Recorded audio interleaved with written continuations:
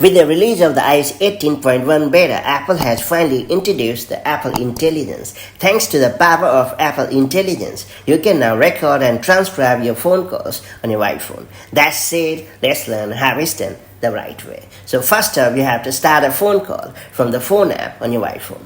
After that, tap on the record button in the top left corner of the screen.